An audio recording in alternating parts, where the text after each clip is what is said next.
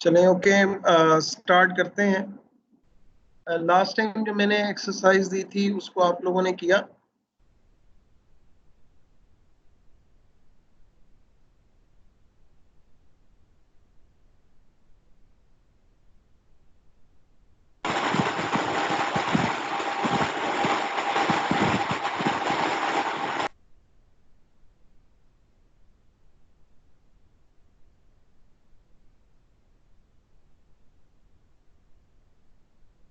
चलें ओके, ये मैंने लास्ट टाइम आप लोगों को एक्सरसाइज दी थी जिसमें आपने ये फाइंड आउट करना था और शो करना था कि partial F not by partial phi जो है वो जीरो आता है।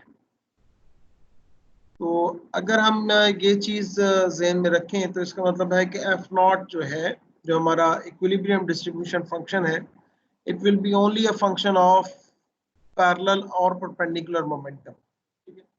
तो इस चीज को हम यूज करते हुए now we will go back to our equation, जहां पर हमने लीनियराइज किया था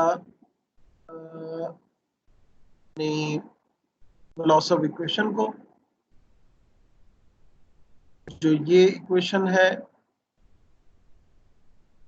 यहाँ पर आप देख सकते हैं ये वाली जो इक्वेशन है ये मेरी लॉस ऑफ इक्वेशन है। मैं इसको दोबारा अब राइट डाउन करूंगा। यहाँ से मुझे ये मिला कि partial F not by partial phi zero है। So this is my starting equation जो लीनियराइज्ड फॉर्म है। इसको मैं जो है दोबारा सर लिखूंगा। आपकी स्क्रीन मुझे शो नहीं हो रही। क्या नहीं शो हो रही? स्क्रीन शो नहीं हो रही सर आपकी मुझे। अब ठीक है, अभी आ गई सर। डिले होगा आपकी तरफ थोड़ा।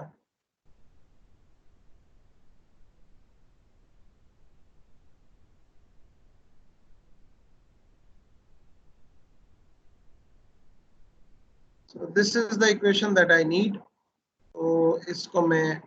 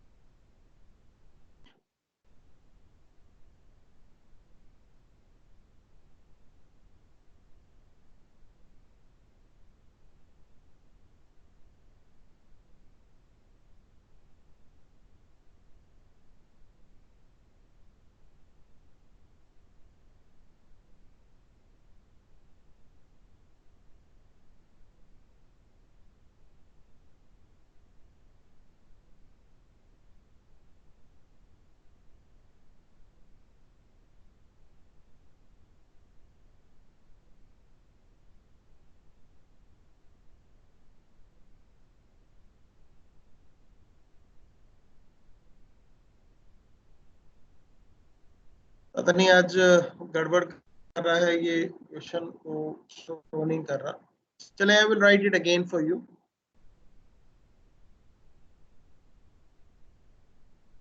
So we have this equation.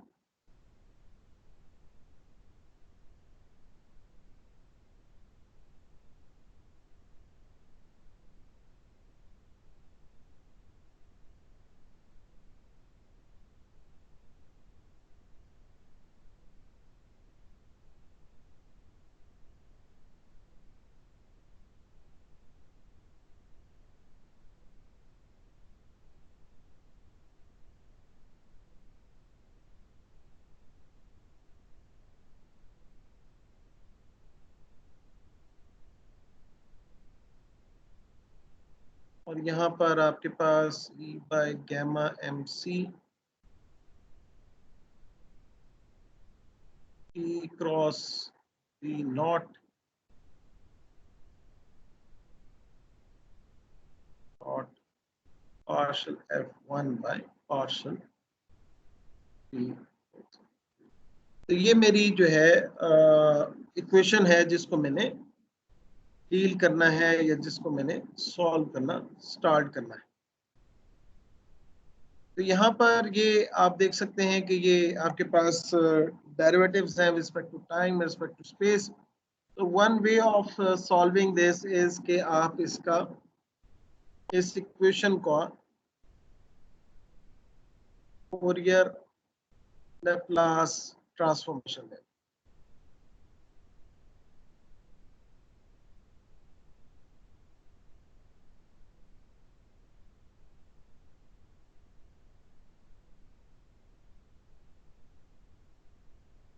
हम फोरियर लैप्लास ट्रांसफॉर्म की बात इस वजह से करते हैं कि फाइनली जो हमारे पास इक्वेशन बनेगी उसमें हम चाहेंगे कि हमारे पास वो क्वांटिटीज हों जिनको हम इजीली डील कर सकते हैं in wave dynamics, like frequency and the wavelength. तो यहाँ पर जब आप फोरियर लैप्लास ट्रांसफॉर्म की बात करते हैं तो बेसिकली हम कर क्या रहे होते हैं कि हम इन तमाम क्वांटिटीज के ऊपर इस तरीके से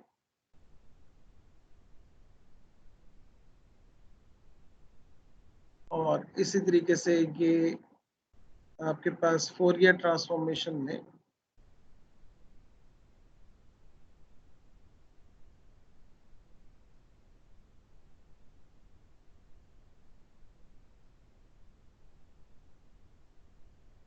and whatever the quantity is, let's call it some p जो कि आपके पास E1, P1 और F1 ये तमाम परटर्ब क्वांटिटीज। तो यहाँ पर बेसिकली इसका हम ट्रांसफॉर्म करते हैं। You can call it capital P or you can call it capital F and you call it small f। मैं इसको थोड़ा सा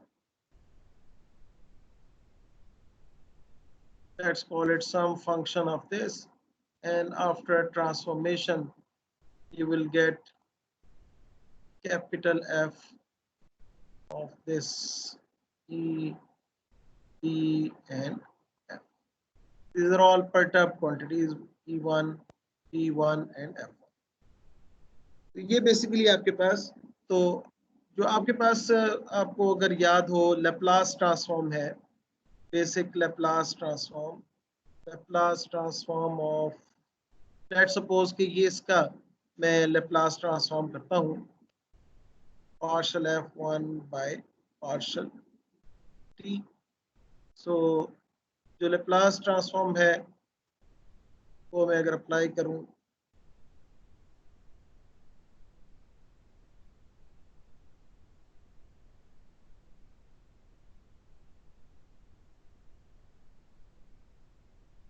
ठीक है, तो यहाँ पर आप देखें कि अगर मैं ये इंटीग्रेशन लगाता हूँ इसके ऊपर, what I will get is first function integration of second, मैं इसको फर्स्ट फंक्शन ले रहा हूँ, इसको सेकेंड फंक्शन ले रहा हूँ, first function integration of second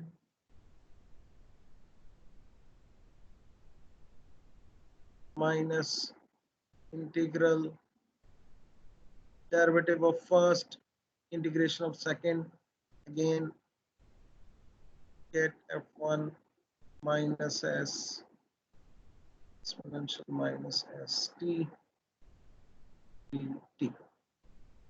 तो ये मुझे यहाँ पर आ जाएगी फंक्शन की वैल्यू, यहाँ पे इन्फिनिटी पे तो ये टर्म 0 हो जाएगी और F1 की वैल्यू आ जाएगी minus F1 eight t equal 0 और plus S Laplace transform of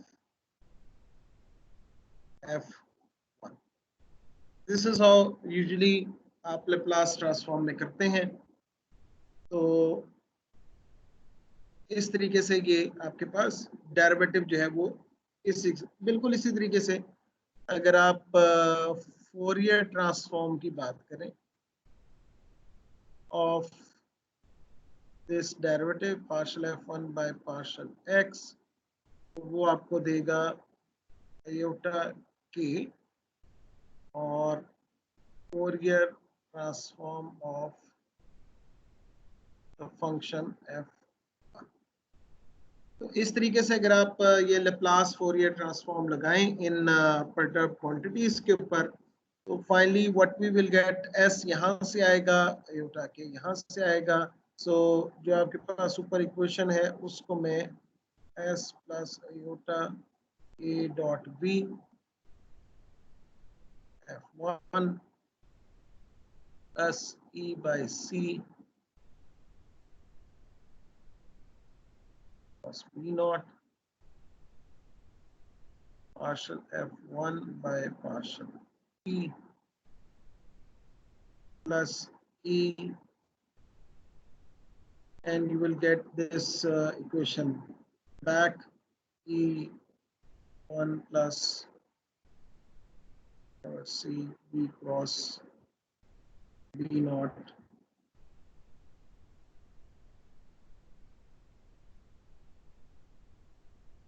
equals g। अब g में क्या टर्म्स इन्वॉल्व है, इसमें यही जो आपके पास f1 था एट t इक्वल 0, इसके ऊपर जब ये लेप्लास ट्रांसफॉर्म लगेगी तो ये टर्म आ जाएगी। इसके बाद जब आप इसके ऊपर फोरियर ट्रांसफॉर्म लगाएंगे तो ये वो तमाम क्वांटिटीज जो कि आपके पास एग्जिस्ट करती हैं आफ्टर दिस इंटीग्रेशन। सो जी जो है बेसिकली तो ये क्वांटिटी है।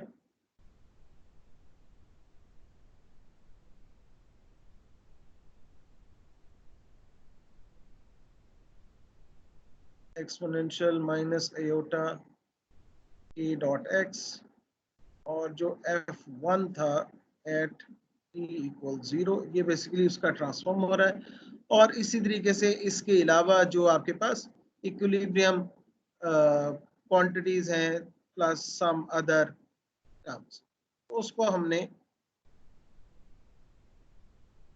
ये समझ लें कि ये जो आपके पास इक्विलिब्रियम कंडीशंस हैं कि what will be the value of f1 at equilibrium, और बाकी जो आपके पास इक्विलिब्रियम क्वांटिटीज हैं उनको आप राइट साइड पर। तो यहाँ पर हम एक काम ये कर सकते हैं कि ये जो टर्म है E B naught by V को मैं p बाय गैमा m लिखूं। So that turns out to be e by c, v cross b naught को मैं लिख सकता हूँ e by gamma m c p क्रॉस b नॉट। और अगर मैं ये e b naught by gamma m c, e b naught by gamma m c, इसको मैं डिफाइन कर सकता हूँ as my relativistic cyclotron frequency, और इसको आप कह सकते हैं सम ओमेगा नॉट बाय गैमा। तो ये आपके पास बेसिकली जो रिलेटिविस्टिक साइक्लोट्रॉन फ्रीक्वेंसी है उसको मैं इंट्रोड्यूस कर रहा हूँ।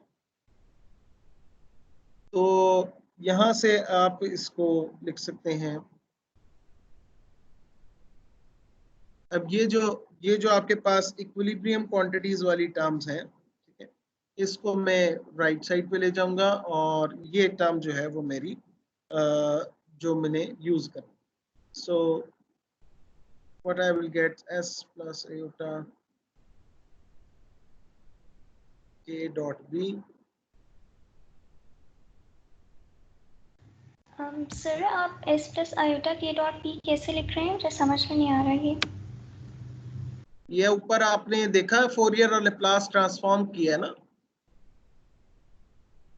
जब आप टाइम डेरिवेटिव का करेंगे तो वो s आ जाएगा, जब आप स्पेस डेरिवेटिव का करेंगे तो आयोटा k आ जाएगा।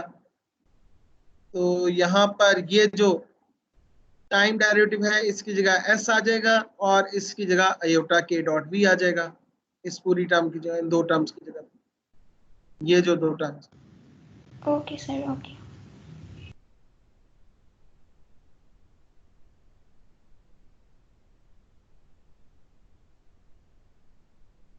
तो हम इसको इस तरह लिख सकते हैं, माइनस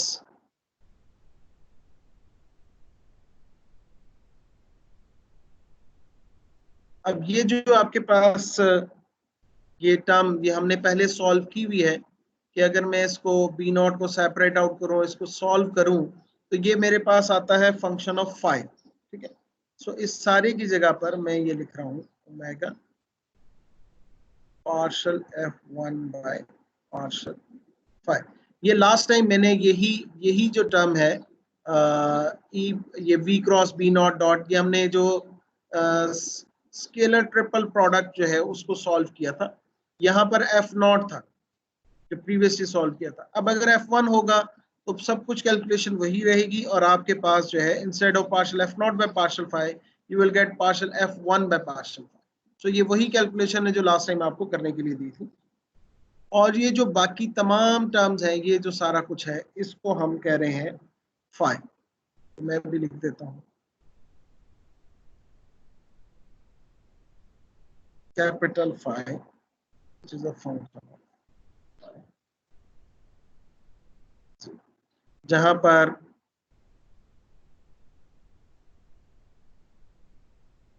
जो आपके पास कैपिटल फाई है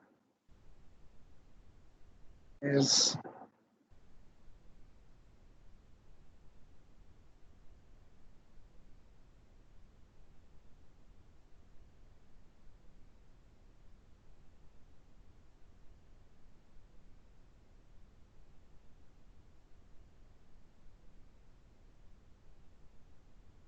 माइनस जी। सो ये जो तमाम टर्म है ये आपके पास है फाई। ठीक है, नाउ यू कैन सी कि आपके पास कुछ ये एक डिफरेंशियल इक्वेशन टाइप स्ट्रक्चर बन रहा है। इसको थोड़ा सा अगर मैं मजीद सिंप्लीफाई करूं या थोड़ा सा रीअरेंज करूं, यू कैन सी, तो what I will get is partial f1 by partial phi minus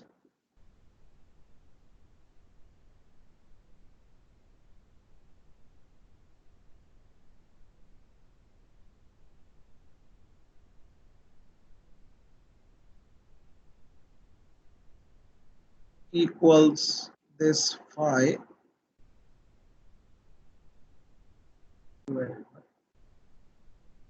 so now you can see कि आपके पास एक first order, this is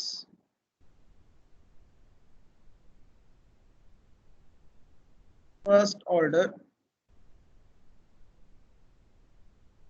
inhomogeneous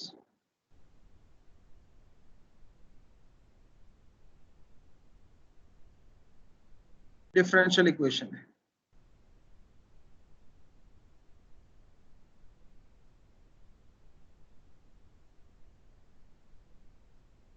तो तरीक़ेकार क्या होता है, सबसे पहले कि usually let's call it some, मैंने पीछे कुछ इक्वेशंस को नाम नहीं दिया, लेट्स कॉल इट इक्वेशन 4। तो आपके पास यूजुअली हम इनहोमोजेनियस डिफरेंशियल इक्वेशन का सॉल्यूशन ये करते हैं कि पहले होमोजेनियस का सॉल्यूशन डिफाइन करते हैं और फिर उसके साथ जो है आप इनहोमोजेनियस के सॉल्यूशन जो टर्म है उसको मल्टीप्लाई करके उसको इंटीग्रेट कर देते हैं, and that will give you the solution for the inhomogeneous differential equation. तो यहाँ पर आप एक चीज जो और हम देख सकते हैं, लेट मी, चलें अब यहाँ पर मैं पहले इसका जो होमोजेनियस पार्ट है इस इक्वेशन का, इक्वेशन 4 का, उसको सॉल्व करने की कोशिश करूंगा। यानी कि मेरे पास जो इसका होमोजेनियस पार्ट है, लेट्स कॉल के उसका सॉल्यूशन है G1। So partial G1 by partial phi minus s plus iota k dot v by omega G1 equals 0। So ये मेरी होमोजेनियस डिफरेंशियल इक्वेशन है जिसका सॉल्यूशन मैं अज्यूम कर रहा हूँ कि वो G1 है, क्योंकि एक्चुअल इक्वेशन तो वो F1 है लेकिन मैं उसका होमोजेनियस पार्ट ले रहा हूँ G1। ठीक है, तो इसको अगर मैं सॉल्व करने की कोशिश करूं तो इससे पहले मुझे ज़रूरत पड़ेगी, क्योंकि ये फाई इंटीग्रेशन इसमें इन्वॉल्व है, so I have to solve this k dot v। So let's take कि आपके पास सिलेंड्रिकल कोऑर्डिनेट्स हैं अगेन,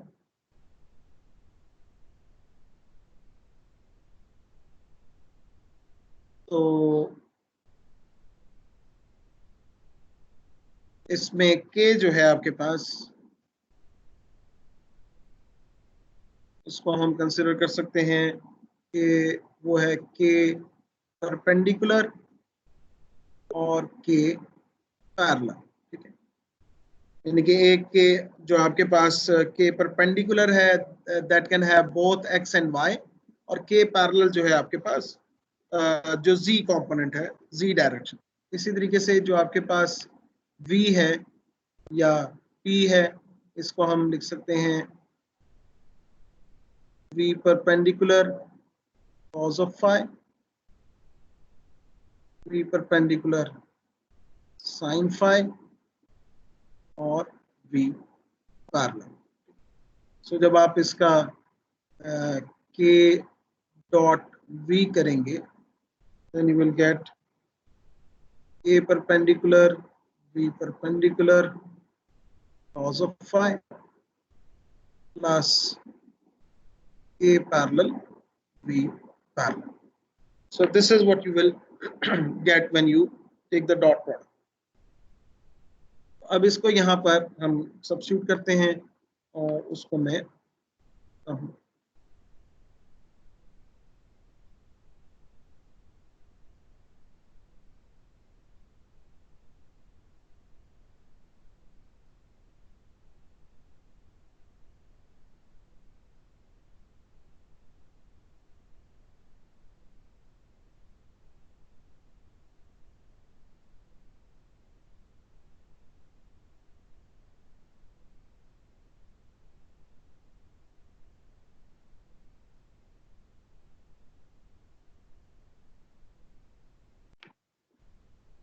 ओके। अब यहाँ से आप ये देख सकते हैं कि मैं बड़ी easily by separation of variables I can write it in this form: partial g1 by g1 equals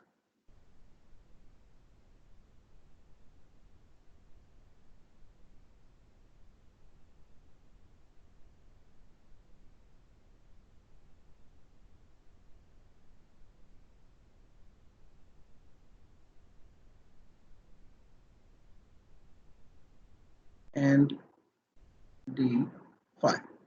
Now integrating on both sides. So this is usually we solve this kind of differential equation. तो यहाँ से जो हमारे पास as you can see कि ये s plus aota k parallel v parallel, इसको आप separately deal कर लेंगे, और ये जो आपके पास g1 है which becomes a function okay, let me पहले इसको अगर आप इस तरह देखें कि इसको मैं log of g1 लिख सकता हूँ, और ये मेरे पास आ जाएगा इंटीग्रेट होके under the limit of some phi to phi prime। तो मैं इसको इस तरीके से लिखूँ, ओके, ये बजाय इसके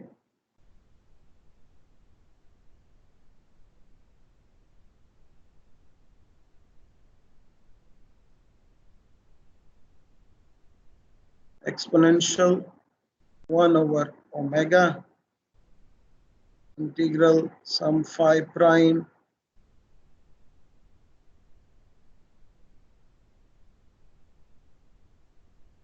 I would like it exponential 1 over omega integral sum phi prime phi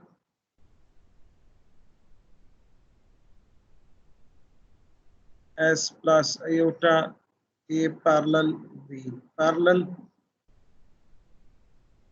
plus iota a perpendicular v perpendicular cos of phi and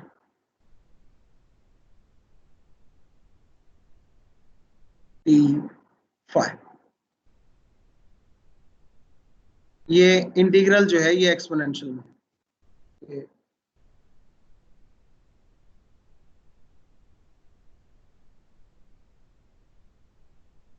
अब ये इसी चीज को मैं अगर मैं इंटीग्रेट करूं तो my g of phi will be so exponential 1 over omega s plus iota a parallel b parallel phi minus phi prime minus iota a perpendicular b perpendicular sin phi prime minus sin phi.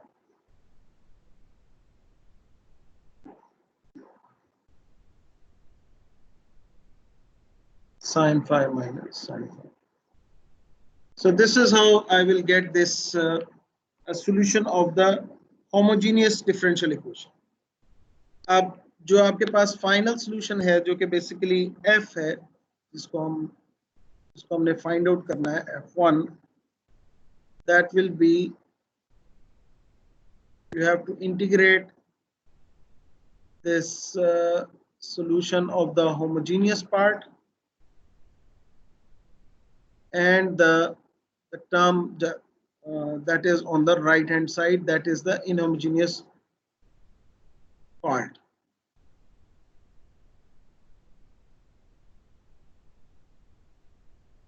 So this will be our solution of the equation.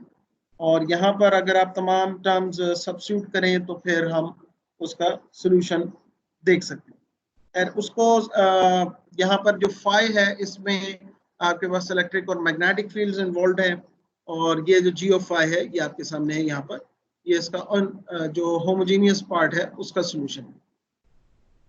अब ये हमारे पास जो equation ये जो हमारे पास F1 आ गया है इसको हमने यूज करना है अपनी मैक्सवेल्स इक्वेशंस में, ठीक है। तो जो हमारी मैक्सवेल्स इक्वेशंस है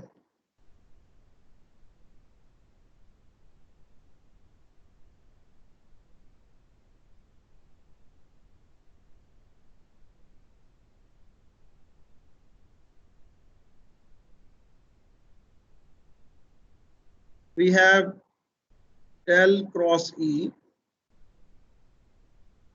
equals minus 1 over C partial B by partial T। इसी तरीके से आपके पास जो del cross B है that is 1 over C partial E by partial T plus 4 pi by C J, ये जो आपके पास करंट डेंसिटी। अब ये जो करंट डेंसिटी है J, इसमें बेसिकली इन्वॉल्व है आपका F1 दिस क्वांटिटी, ठीक है। तो अगर जिस तरीके से आप पहले करते रहे हैं अगर आप उस तरीके से सोचें कि दोनों तरफ आप इस इक्वेशन का कर लें और इन इक्वेशन को साइमल्टेनियसली सॉल्व करें जो कि हम कई दफ़ा कर चुके हैं, तो वहां पर आपके पास और उसकी साइनोसाइडल परटर्बेशन लेते हैं तो हमारे पास वो ओमेगा स्क्वायर माइनस सी स्क्वायर के स्क्वायर जो टर्म्स आती हैं उस तरीके से भी लिखा जा सकता है। यहाँ पर अगर आप ये सोचें कि हमने इसका फोरियर लैप्लास ट्रांसफॉर्म लें, ठीक है, और इस डेल की जगह आयोटा के आ जाएगा, यहाँ पर जो पार्शियल बाय पार्शियल टी है इस जगह एस आ जाएगा, यहाँ पर भी एस आ जाएगा। इसको अगर आप सॉल्व करें यानी कि मैं just to give you an idea कि मेरे पास ये बेसिकली इस तरीके से हो जाएगा आफ्टर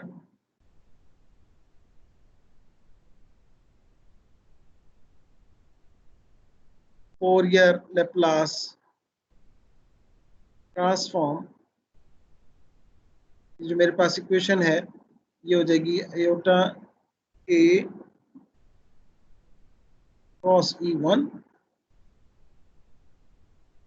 इक्वल्स -s/c B1। और इसको आप इस तरह लिख सकते हैं B1 जो आपके पास है is minus iota c by s k cross B1. So now substitute, now again from this equation you will get iota k cross B1 और यहाँ पर s आ जाएगा। इसी तरीके से ट्रांसफॉर्म ऑफ दिस क्वांटिटी जो कि क्योंकि इसके ऊपर कोई टाइम डेरिवेटिव वगैरह नहीं है तो ये एज इट इज रहेगा। So after substituting all these values what you will get here is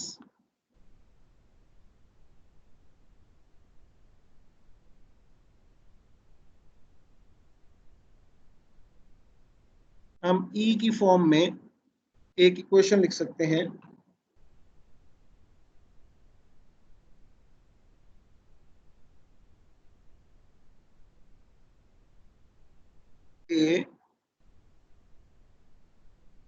A.1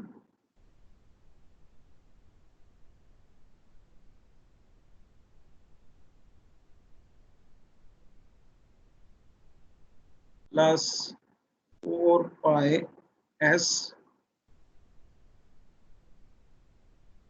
J1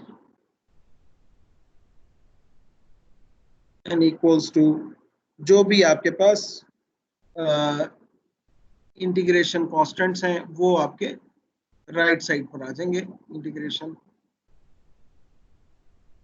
जिस तरीके से पहले आपके पास लेप्लास ट्रांसफॉर्म से जो आपके पास the values at the initial conditions वो जो आपके पास आते हैं उसको भी लिखा जा सकता है।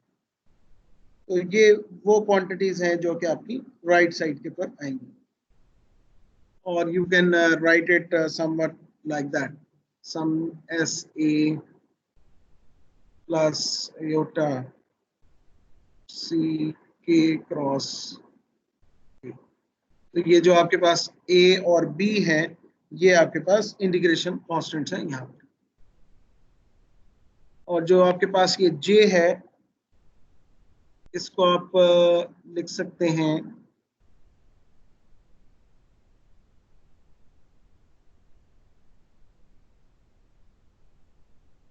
EN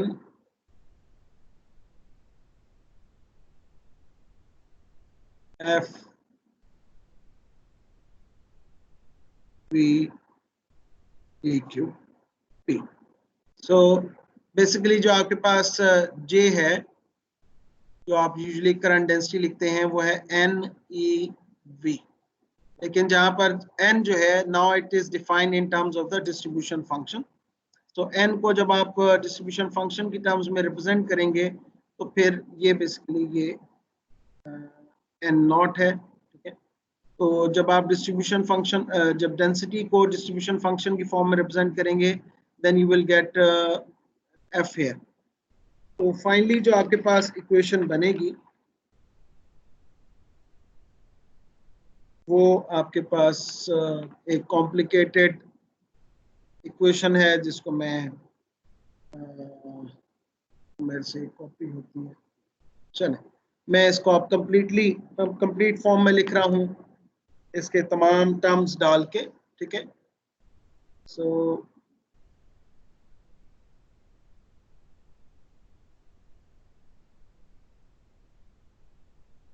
अब मैं वो सबस्क्रिप्ट हटा रहा हूं, ये जस्ट ई है बिकॉज अब तमाम जो क्वांटिटीज हैं वो परटर्ब क्वांटिटीज हैं, तो वो इस वजह से मैंने यहाँ पर अब सबस्क्रिप्ट नहीं लगा।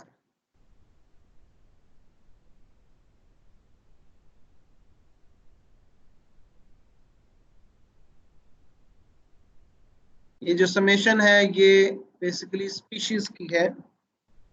यहाँ पर जितने भी आपके पास स्पीशीज होंगे उनकी डिस्ट्रीब्यूशन जो है उनको आप यूज कर सकते हैं। जैसे आयंस हैं, इलेक्ट्रॉन्स हैं, हमारे पास कुछ सिचुएशंस होती हैं इसमें इलेक्ट्रॉन और पॉजिट्रॉन होते हैं, कुछ सिचुएशन है जिनमें आपके पास इलेक्ट्रॉन है, आयन है और डस्ट भी है। ठीक है, so there are different kind of situation जिसमें आपके पास डिफरेंट स्पीशीज एग्जिस्ट कर सकते हैं।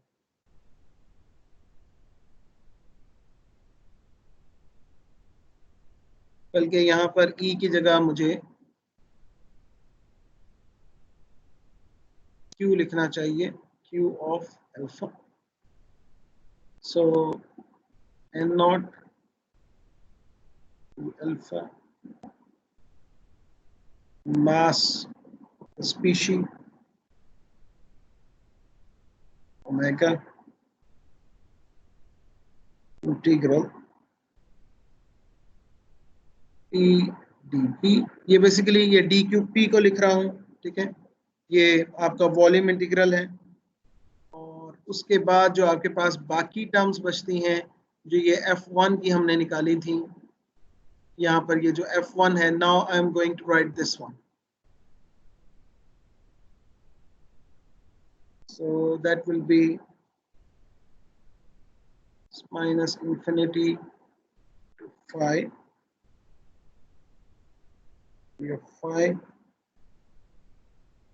exponential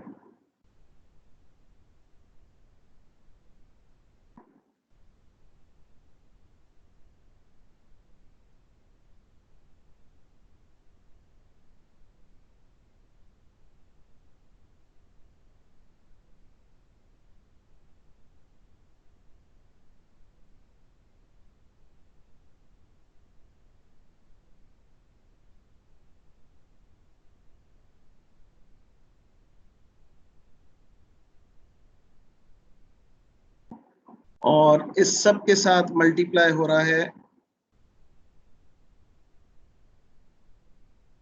E minus iota by S।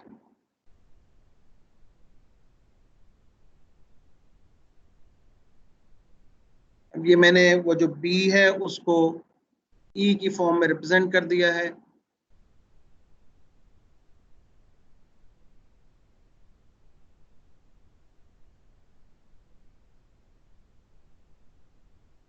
Equals to जो I है, ये वो तमाम इनिशियल कंडीशंस हैं जिसको, या इंटीग्रेशन कांस्टेंट्स हैं जिनको हमने राइट साइड पे रखा है, and that can be easily taken as zero. इनको हम बड़ी इजीली इनिशियल कंडीशंस के थ्रू डिफाइन करके इनको ओमिट करवा सकते हैं, और यहाँ पर यूजुअली इस I की जगह हम जीरो यूज करते हैं। लेकिन जर्नली ये आपके पास टोटल इक्वेशन है जिसको हमें देखना होता है। अब यहाँ पर आप अभी मैं इसको थोड़ा सा और सॉल्व करूंगा, and it come to your notice कि आप इस तमाम टर्म को बजाय इसके हम थोड़ा सा और सिंप्लीफाई करके लिख सकते हैं। मैं इसको लिख सकता हूँ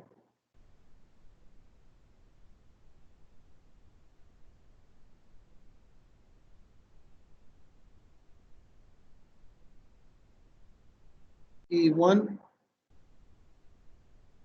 माइनस सी स्क्वायर। ये टर्म्स तो ऐसे ही हैं। तो ये आपके पास टर्म है 4πs। ये जो आपके पास टर्म है इसको हम सिग्मा के तौर पर लिख सकते हैं, सिग्मा डॉट ई। सॉरी, मैंने सबस्क्रिप्ट तो ओमिट किया हुआ था। ओके, इक्वल्स, जहां पर ये जो बेसिकली जे है ये है सिग्मा डॉट ई, और इस तमाम इक्वेशन को I can write it in this form, और dot E equals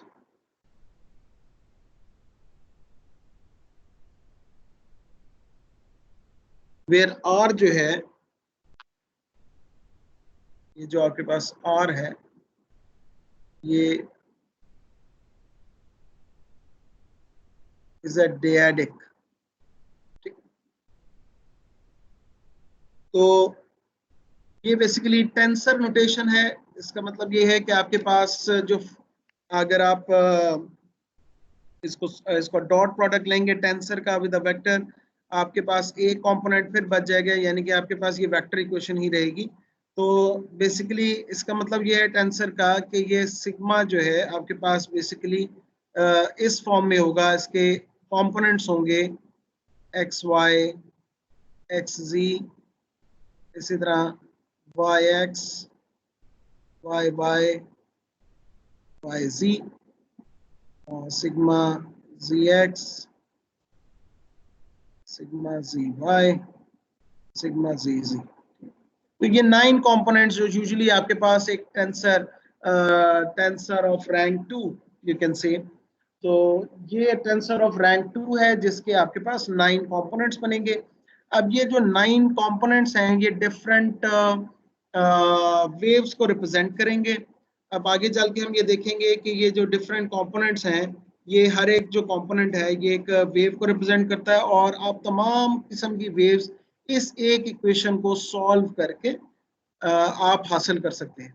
so instead of कि आप सॉल्व करें equation of motion, equation of continuity, और फिर उसके बाद डिसाइड करें कि आपको पॉइसन इक्वेशन चाहिए या आपको बाकी मैक्सवेल इक्वेशन चाहिए, तो ये जो आपके पास फाइनल एक्सप्रेशन है ये तमाम इक्वेशंस को इकट्ठा डील कर लेता है। इसमें इलेक्ट्रोस्टैटिक भी इन्वॉल्व है, इसमें इलेक्ट्रोमैग्नेटिक भी इन्वॉल्व है। ठीक है, तो ये हमारे पास एक फाइनल एक्सप्रेशन आता है। अब मैं बेसिकली यहाँ पर ये टर्म थोड़ी सी कॉम्प्लिकेटेड है, जिसमें ये आपके पास वेक्टर ट्रिपल प्रोडक्ट है, इसको हम थोड़ा सा सॉल्व करने की कोशिश करते हैं, इससे थोड़ा सा कुछ डिड्यूस करने की कोशिश करेंगे ताकि हम जान सकें कि हमारे पास ये जो सिग्मा के फैक्टर्स हैं ये किस किस्म के हों। ये बाकी एक्सपोनेंशियल ये टर्म जो है ये साथ साथ चलेगी, और ये आपको याद रखना है कि ये जो पी डी पी है ये बेसिकली वॉल्यूम इंटीग्रल है। ये आपके पास सिंगल इंटीग्रल नहीं है, ये वॉल्यूम इंटीग्रल है। ये डिपेंड करेगा आपके चॉइस ऑफ द कोऑर्डिनेट पे कि आपने क्या चीज यहाँ पर कौन से कोऑर्डिनेट सिस्टम को आपने यूज किया है। तो अगर मैं जो इक्वेशन है इसको मैं अब सिंप्लीफाई करने की कोशिश करूंगा।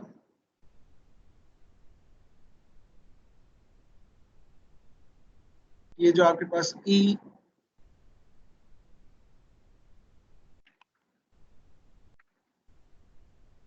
माइनस एओटा बाय एस ये थी, ठीक है, iota by S V cross A cross B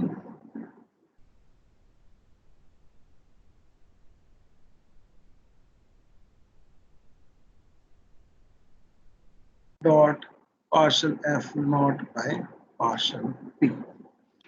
अब इसको मैं थोड़ा सा अगर v को मैं p बाय गैमा m कर लूं तो मेरे लिए थोड़ी सी आसानी, इसकी जगह पर v की जगह पे मैं अगर p लिख दूं और यहाँ पर गैमा और m कर दूं, ठीक है। So now this will be e dot partial f naught by partial p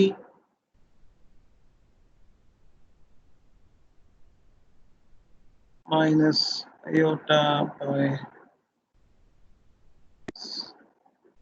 m cross a cross e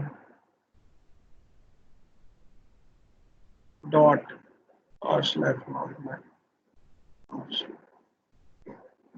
अब यहाँ पर जो आपके पास ई है, अगर आप इसके साथ डॉट प्रोडक्ट करते हैं सो यू विल गेट, एक आपके पास पी पैरेलल पार्ट आएगा और एक आपके पास पी परपेंडिकुलर पार्ट आएगा। और यू कैन से कि ये जो आपके पास फर्स्ट टर्म है इसको मैं अगर जो आप पहले ड्राइव कर चुके हैं, ठीक है, सो मैं इसको लिख रहा हूँ E X cos of phi prime plus ey sin of prime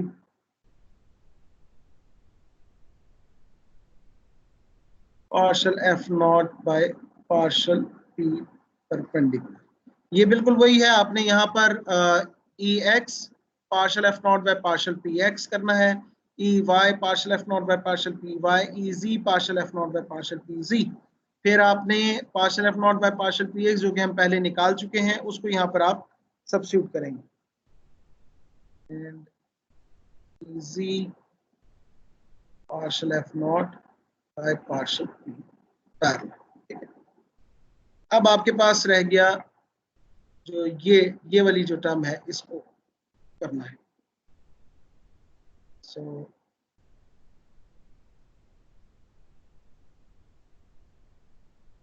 तो यहाँ पर आपके पास जो टर्म्स बनती हैं ए क्रॉस बी क्रॉस सी वाली,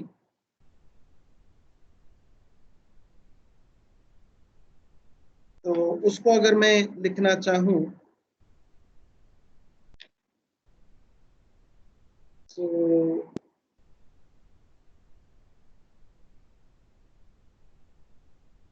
P dot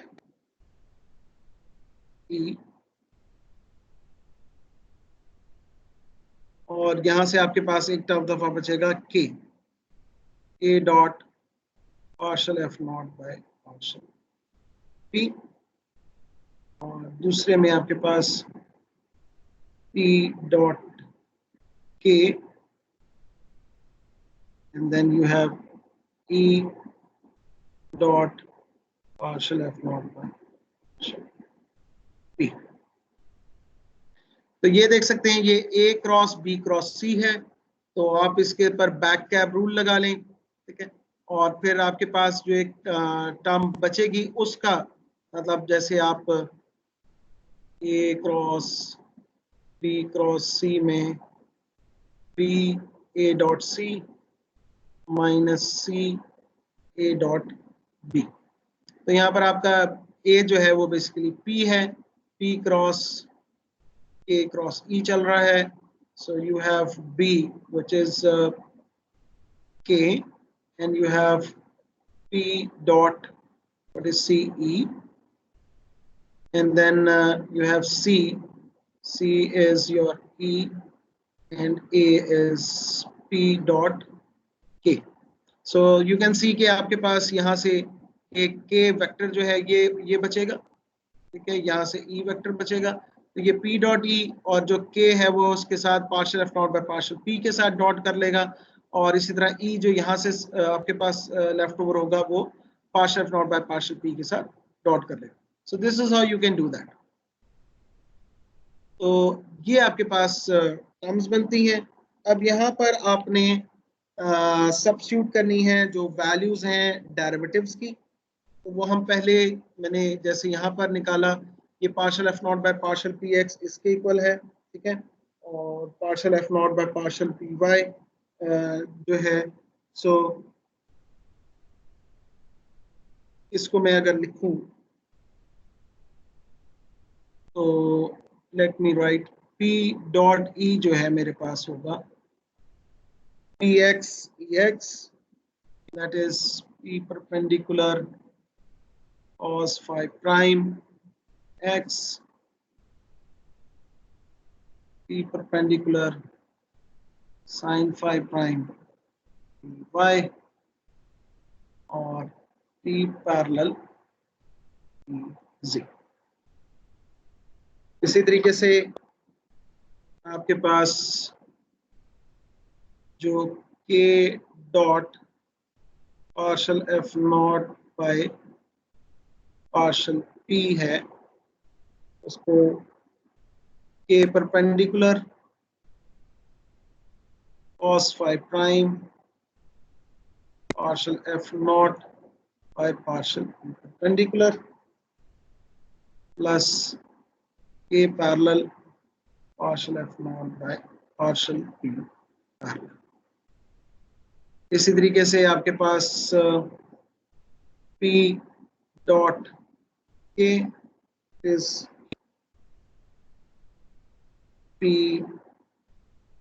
perpendicular cos phi prime a perpendicular plus p parallel A parallel. And the last term is your E partial F naught by partial. So ये आपके पास EX partial F naught partial P perpendicular plus phi prime plus EY partial F naught by partial P perpendicular sin phi prime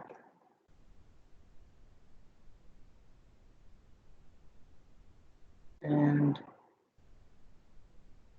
EZ partial F naught by partial P parallel. So ये तमाम values आप जो है इनको substitute करेंगे in the above equation, ठीक है, और उसको सॉल्व करेंगे, ठीक है. सो यू कैन सी कि यहाँ पर आपके पास कुछ ये टर्म्स आ रही हैं और इसी तरीके से कुछ टर्म्स यहाँ पर आएंगे. तो आप एक एक टर्म को जो है इसको सॉल्व करेंगे और EX, EY एंड EZ, ठीक है. सो मैं यहाँ पर आपको कुछ एक रिजल्ट लिख के दे रहा हूँ जो कंबाइंड इनका आएगा आपके पास. कैन राइट इट, ये सारा कुछ कंबाइंड होके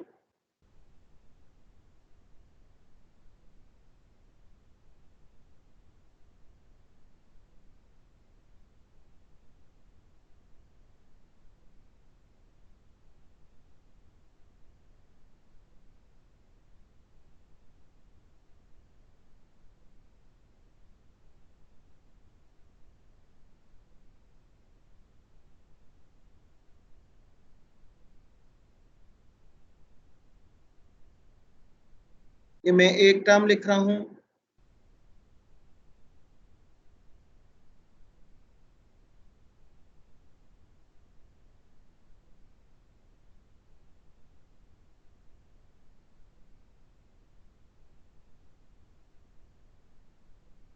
तो ये इसी तरीके से जैसे आपके पास EX के लिए आया है, इसी तरीके से आपके पास एक और EY के लिए आ जाएगा और इसी तरीके से EZ के लिए आ जाएगा, ठीक है. So this is how you will get all these terms और इन सब को हम कंबाइंडली एक सिंपल नोटेशन में हम लिख देंगे, ठीक है. सो आज यहाँ तक की और इसके बाद अब आप लोगों का क्विज है जो मैंने एक छोटा सा क्वेश्चन बनाया हुआ है आपके लिए, वो मैं आपसे भी शेयर करता हूँ और वो फिर आप जो है अटेम्प्ट करेंगे. अभी सर ये अभी क्लास है हमारी, नेक्स्ट में कर लें. नेक्स्ट में सर, नेक्स्ट क्लास वेडनेसडे वाली में. अभी कौन सी क्लास है आपकी? सेमीकंडक्टर की सर. अच्छा, चलें फिर मुझे इसको थोड़ा सा कंप्लीट करने दें. ठीक है सर.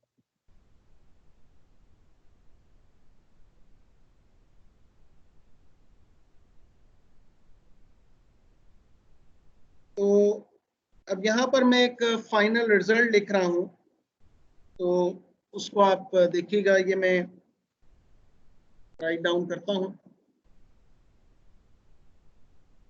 जो हमने टर्म लिखी थी 4πs सिग्मा डॉट ई,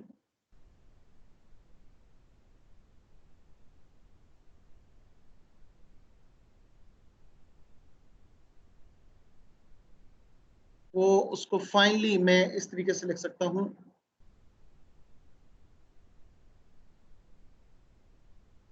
वहां पर जो टर्म्स बनेंगी वो हर स्पीशी की जो प्लाज्मा फ्रीक्वेंसी है वो आ जाएगी. अब ये मैं जो इंटीग्रल्स हैं उनको ओपन करके लिख रहा हूँ.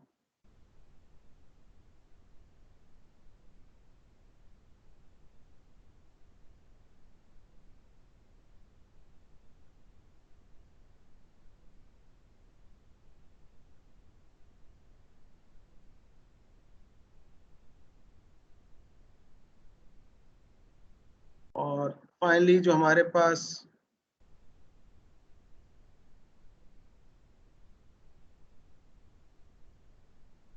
अब ये जो टर्म है ये मल्टीप्लाई हो रही है विद दिस एक्सपोनेंशियल,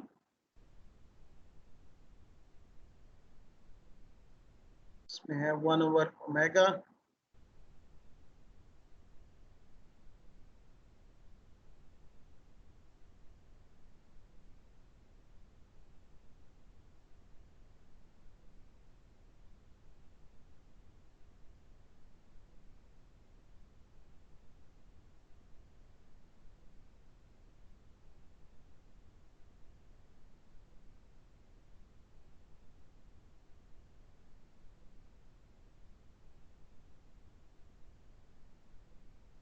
अब इसके बाद आपके पास यहाँ पर जो p आपके पास एक वेक्टर है उसके कंपोनेंट्स यहाँ पर हम यहाँ पर सिलेंड्रिकल कोऑर्डिनेट्स यूज कर रहे हैं। सो ये आपके पास कंपोनेंट फॉर्म में मौजूद होगा।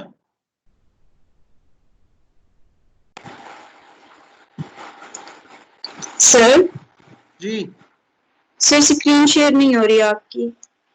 Oops sorry.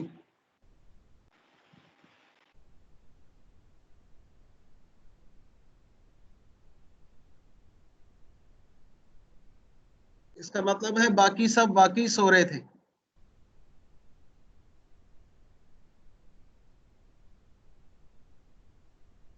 और यहां पर आपके पास आएगा, मैं ए डॉट ई लिखूंगा। ये अभी मैं ए बताता हूं कि ए क्या चीज है। ठीक। सो this is your complete your tensor. जो मैंने कंडक्टिविटी टेंसर की बात की थी, ये वो चीज है। ठीक है। यहाँ पर आपके पास जो ए क्वांटिटी जो मैं लिख रहा हूं, ये बेसिकली ये 3/3 का मैट्रिक्स है जो इस तरीके से आएगा। cos ऑफ फाई प्राइम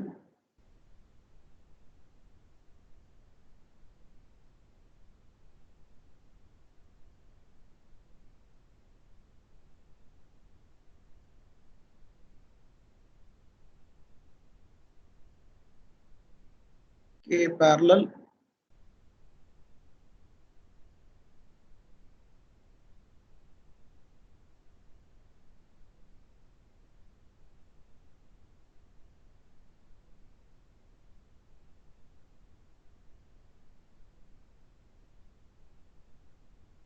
इसी तरह sine phi prime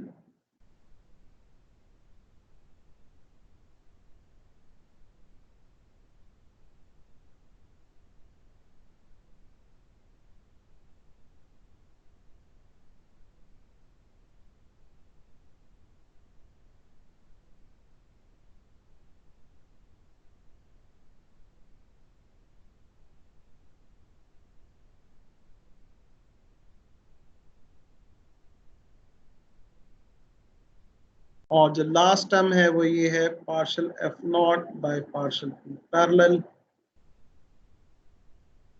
minus eta by S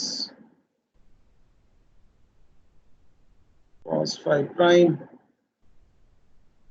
perpendicular, and we have this term again.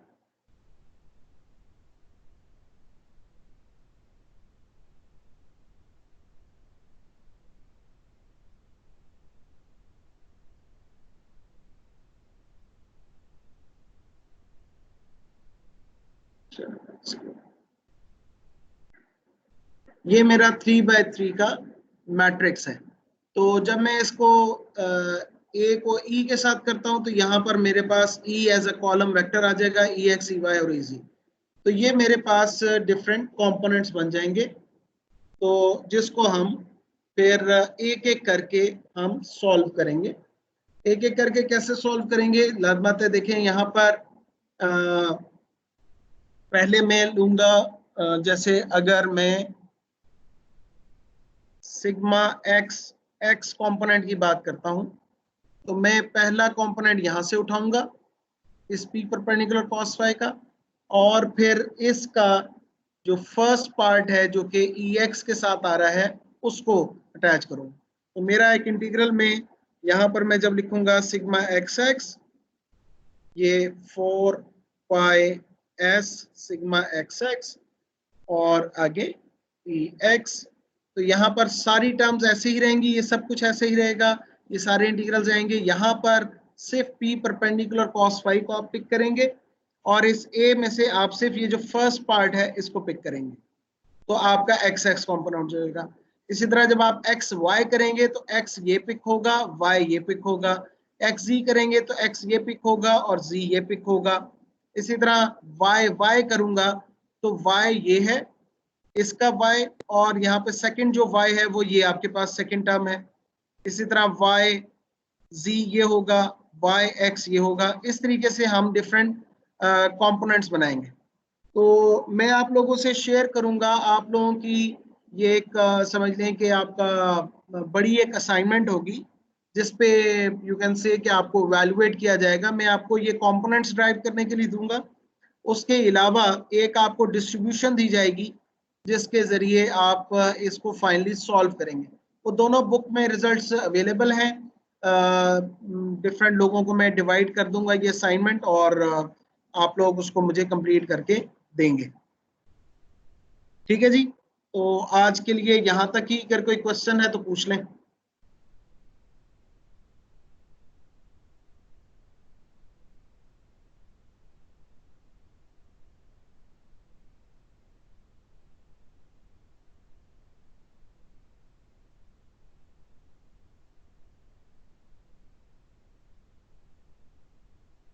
क्यों भाई, सब सो गए? नो सर, जाग गए। भाग रहे हैं सर।